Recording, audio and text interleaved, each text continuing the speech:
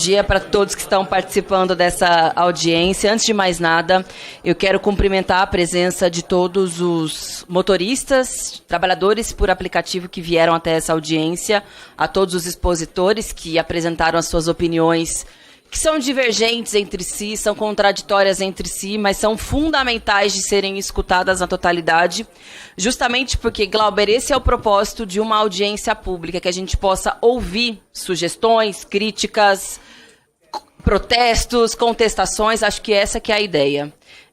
E eu acho que essa audiência ela tem que ser só o primeiro passo de um processo mais amplo de escuta, de diálogo, de mobilização.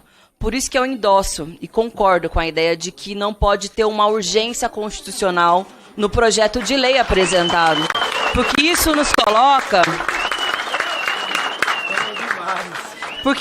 coloca uma espécie de faca no pescoço, ou seja, vocês têm 30 dias para chegar num acordo sobre o texto, 30 dias para que ele seja aprovado, algo que é incompatível com a realidade das críticas, das divergências e dos milhões de trabalhadores por aplicativo que existem no Brasil. Esse é o primeiro ponto que eu queria apresentar.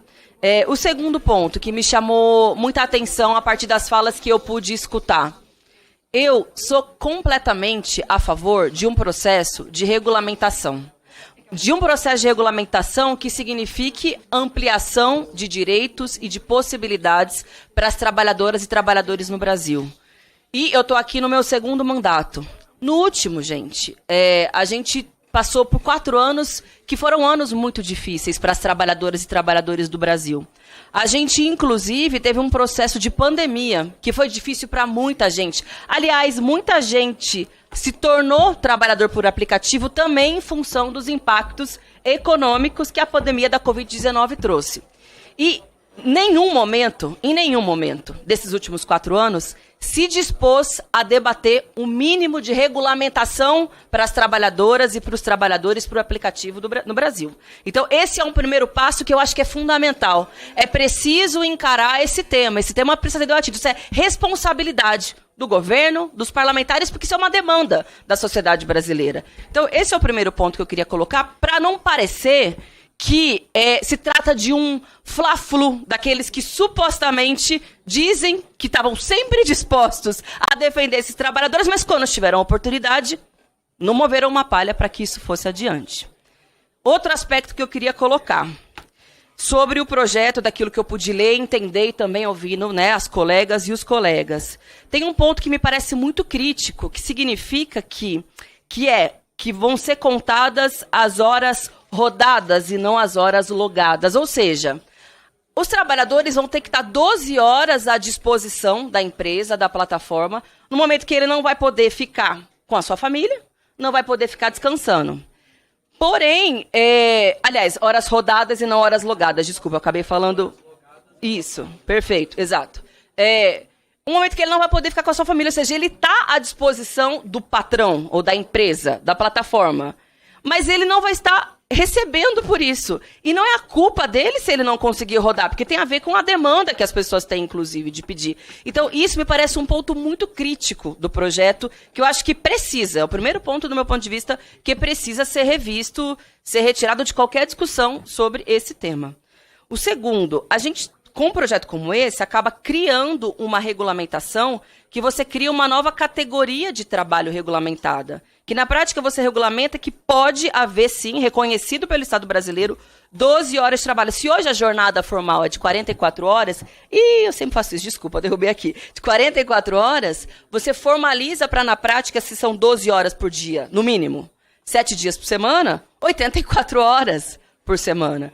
Isso abre, inclusive, um precedente de regulamentação para todas as demais categorias, não só para aqueles que são trabalhadores por aplicativo, que é muito grave, porque daí, se essa moda pega, é isso que eu quero dizer, se essa moda, todo tipo de empregador no Brasil vai poder ser encaixado sob essa regra, de que a pessoa pode estar à disposição do patrão por 12 horas, no mínimo, por 12 horas por dia, 7 dias por semana. Acho que isso gera um efeito cascata que não me estranharia que serviria para o professor, para todos os trabalhadores, para todas as categorias. E isso também me parece um aspecto grave do projeto, ruim.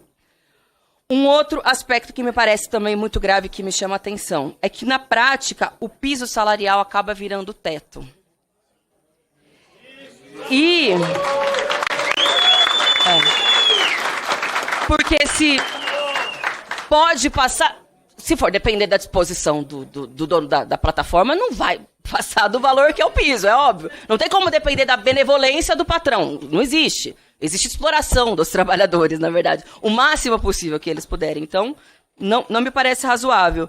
E, se você for fazer um cálculo a partir desse valor, desse piso estabelecido, pode significar, na verdade, um rendimento menor do que aquele que se estabelece hoje. Porque a não regulamentação, às vezes, tem uma variação, né? De um dia mais, outro dia menos.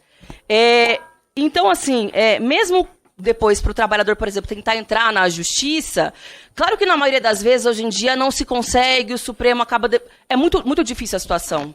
Mas se você regulamenta que isso é uma regra possível, você ingessa, inclusive, possibilidade de judicialização futura.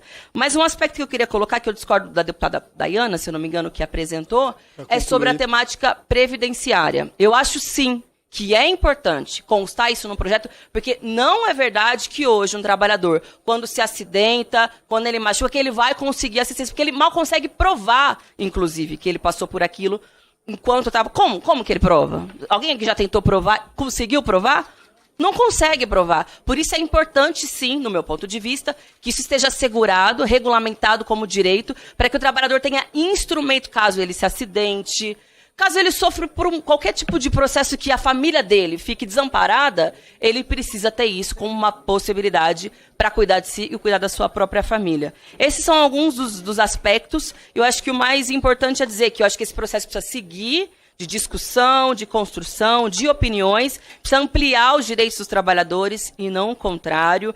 As plataformas, elas visam uma lógica de exploração. E, por último, eu sou daquelas que defendem, acima de tudo, a organização dos trabalhadores, através das suas entidades, através dos seus sindicatos, através das suas organizações, dos seus movimentos sociais. Isso que a gente está fazendo aqui no dia de hoje é organização dos trabalhadores, com a sua divergência. Quem não gosta de trabalhador organizado são as empresas, são as plataformas, são os donos dos aplicativos e que constroem a ideia entre os trabalhadores de que não devem se organizar para explorá-los, para lucrar cada vez mais. Então me incomoda também quando eu ouço uma fala, e me desculpe a sinceridade, mas eu sempre sou sincera, que vem aqui dizer que, bom, é ruim que os trabalhadores se organizam, se reconheçam quanto classe. Ora, se isso não acontecer, as empresas sempre vão seguir explorando os trabalhadores e é contra isso que a gente luta. Obrigada. Obrigado, deputada Sâmia.